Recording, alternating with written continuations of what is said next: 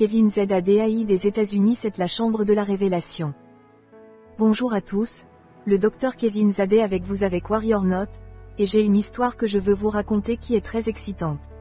Cela a en fait changé ma vie plus que toutes les autres rencontres que j'ai eues avec des anges. Celui-ci a changé ma vie pour toujours parce que cet ange m'a montré comment m'attendre à Dieu. Il m'a dit que je peux apprendre dans la salle de l'Apocalypse en m'attendant à Dieu, que je peux découvrir des choses sur l'avenir. Et donc je veux vous en parler. Cela s'est produit une nuit alors que je dormais et que ma femme était avec moi dans notre maison. Et tout d'un coup quand je me suis réveillée, j'ai vu un homme debout au pied de mon lit. Mais cet homme était différent parce qu'il n'avait pas d'aile, mais il portait ce magnifique vêtement. Et je l'ai vu avec sa main tendue. Et il m'a attrapé. Il a dit, « Allez, allons-y. » Et il m'a pris. Il a dit, « On m'a dit que je peux vous montrer la salle de révélation, la salle d'attente du Seigneur. » Et donc il m'a pris et nous sommes allés à la vitesse de l'éclair. Et vous pouvez imaginer, vous savez, je dors et je pense, est-ce que je viens de laisser mon corps dans mon lit ou est-ce que mon corps est venu avec moi? Je ne savais pas, je savais juste que nous allions à une vitesse très élevée. Et il m'a dit, le Seigneur t'a favorisé et il veut que tu le comprennes. Et donc il m'a emmené à cet endroit. C'était une grande pièce et nous sommes entrés. On aurait dit que c'était un grand ascenseur. Et comme je me tenais là dans l'ascenseur, mais c'était cette grande pièce, il m'a dit, nous allons nous attendre à Dieu. Et j'ai regardé et Jésus entre et Jésus se tient là avec moi et l'ange. Et il a dit, attendons le Père. Il a donc incliné la tête. Alors l'ange baissa la tête. Alors j'ai baissé la tête et tout d'un coup j'ai senti le sol monter et je pouvais nous sentir aller à grande vitesse, vous savez, comme un ascenseur.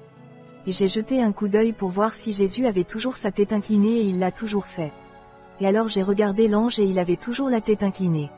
Alors j'ai juste gardé la tête baissée, et nous avons commencé à monter, monter, monter. Et je pense, tu ne peux pas inventer ça. Je veux dire, je pensais que les gens allaient même croire cette histoire. Et tout d'un coup, j'ai attiré l'attention de Jésus parce que cela faisait un moment, et j'ai dit, quand est-ce qu'on s'arrête? Il va, eh bien, c'est à vous. Jusqu'où veux-tu aller? Jusqu'où veux-tu aller dans la révélation? Et il a de nouveau incliné la tête. Alors j'ai attendu, et tout d'un coup, je me suis dit, ok, c'est le moment. Alors j'ai levé la tête et j'ai dit, il est temps. Alors l'ange m'a regardé et nous nous sommes arrêtés. Vous pouvez donc sentir maintenant que nous nous sommes stabilisés à un certain niveau et la porte s'est ouverte devant nous et j'ai regardé dehors et je peux voir la terre en dessous et je pouvais voir les lumières des différentes villes et des pays. Et le Seigneur a dit, tu vois, quand tu t'attends à Dieu, ta perspective de la vie s'améliore beaucoup. Et il a dit, maintenant, les choses de cette terre là-bas sont si petites en comparaison. C'est ce que vous devez faire tous les jours. Vous devez vous attendre à Dieu et vous devez être élevé afin que vous puissiez voir les choses du point de vue de Dieu. Et je n'avais pas de soucis. Je ne pouvais penser à rien. Je n'étais pas inquiet pour tout ce qui avait à voir avec ma vie. Tout ce qui m'importait, c'était d'être avec Jésus, et le Père saturait cette pièce, et c'était un énorme ascenseur. C'est donc ce qui s'est passé. Alors qu'il commençait à me parler d'attendre le Père, il commença à me dire, tu dois dire aux gens qu'ils n'attendent pas Dieu assez longtemps. Qu'ils quittent cette pièce trop tôt, et que leur perspective n'est pas assez élevée. Ainsi, lorsque Dieu est assis sur son trône, il est si haut qu'il est le Dieu le plus haut. Et j'ai vu que, vous savez, nous devons avoir cette perspective dans cette vie. J'ai vu que tout ce qui avait à voir avec ma vie en un éclair était de la taille d'un grain de poussière sur une épingle. Que ma vie sur cette terre n'était qu'un grain de poussière par rapport à l'éternité. Et le Seigneur a dit, tu vois comment ta perspective change. Vous voyez comment maintenant vous ne pouvez plus penser à quelque chose qui vous inquiétait. Et il a dit, c'est ce que mon peuple doit faire. Ils doivent m'attendre. Et puis j'ai commencé à recevoir la révélation. Et alors que je continue à me tenir juste là avec Jésus et cet ange, il a commencé à me montrer le futur, comme les choses futures que Dieu avait sur son cœur pour moi.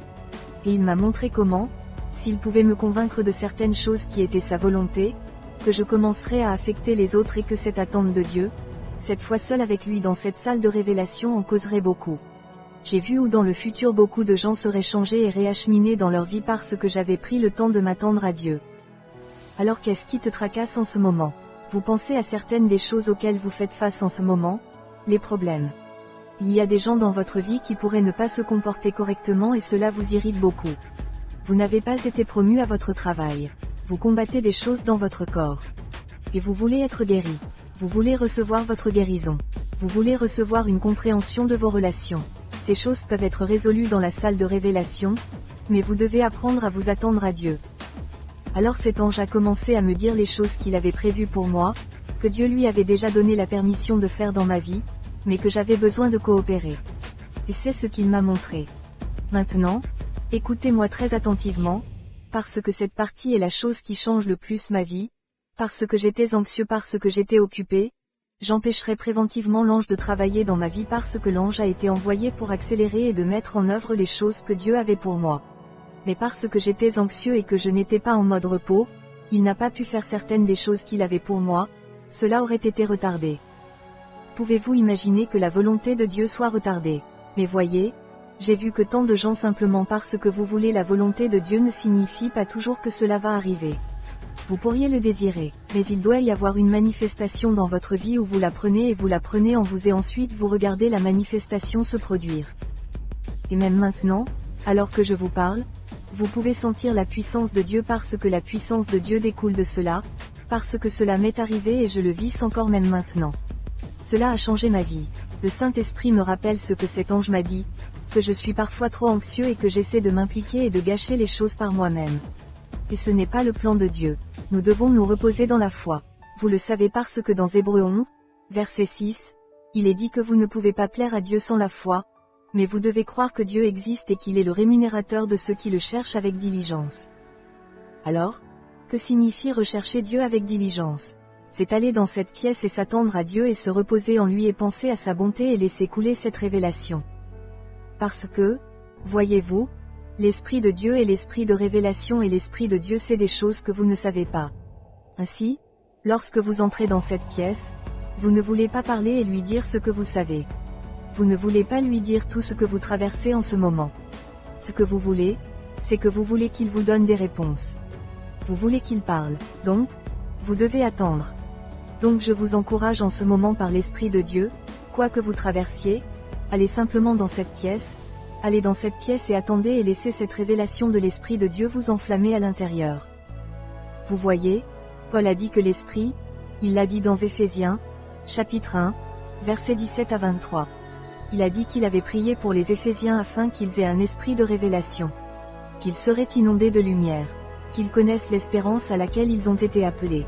Qu'ils connaissent l'héritage glorieux que nous avons dans les saints et qu'ils rencontrent et connaissent la puissance de la résurrection qui a ressuscité Jésus d'entre les morts qui habite en nous. Et ainsi, je prie simplement pour cela maintenant même pour vous.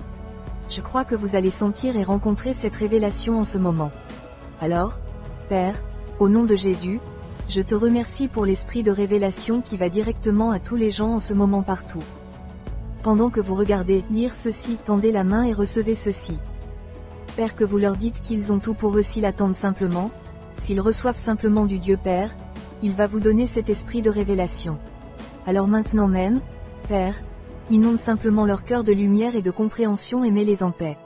Que tout va bien au paradis. Et que le Seigneur dit, j'ai ceci, je te couvre, j'ai vos parties avant, j'ai votre chemin, j'ai choisi chaque étape pour vous. Ayez simplement confiance en moi et je vais faire en sorte que cela se passe très bien pour vous. Tout va s'arranger, tout travaille maintenant pour votre bien parce que vous aimez Dieu, et vous êtes appelés selon son dessein. Vous êtes choisis, Dieu est avec vous d'une manière puissante. N'en doutez jamais. Et le Seigneur dit, n'aie pas peur, car ton salut, ta délivrance est proche. Que Dieu te bénisse, et rappelez-vous, il y a une pièce où vous attendez, et vous serez inondés de révélations. Que Dieu te bénisse.